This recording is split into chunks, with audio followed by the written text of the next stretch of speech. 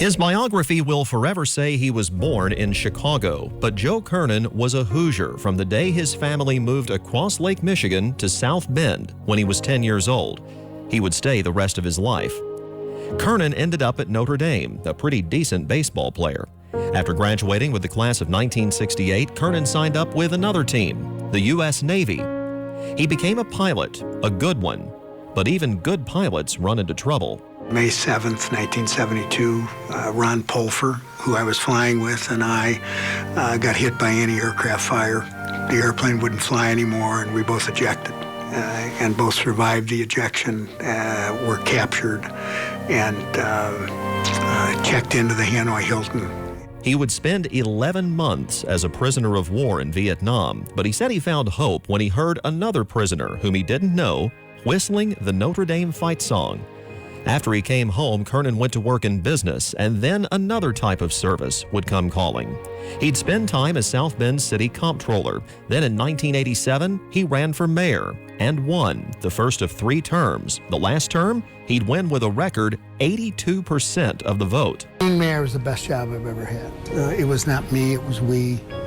And I was blessed with some really, really good people. Southern Indiana native Frank O'Bannon was looking for some northern balance to the Democratic Party ticket in the 1996 race for governor. So O'Bannon chose Joe Kernan. They won, and they'd win re-election 4 years later. But Joe Kernan would become governor much sooner than he could have imagined when Frank O'Bannon died suddenly of a stroke in 2003. When you're one of 9 children, you learn not to waste a thing. Kernan would run to continue O'Bannon's legacy, but Mitch Daniels and the beginning of the Republican takeover of Indiana would say otherwise, and Joe Kernan went home to South Bend. He wasn't done helping his hometown, though. Kernan kept the city's minor league baseball team from skipping town.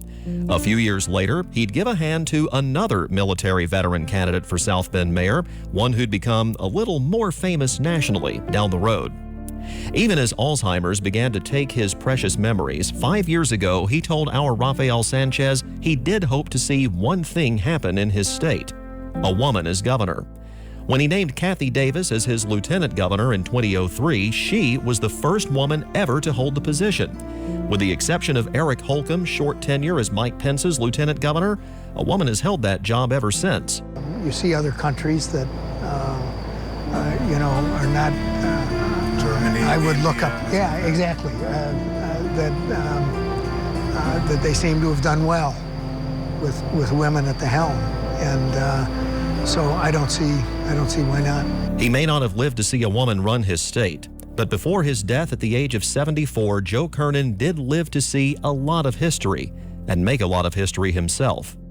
As the current governor said, Joe Kernan modeled all the best of what it means to be a Hoosier. Ray Steele, RTV6.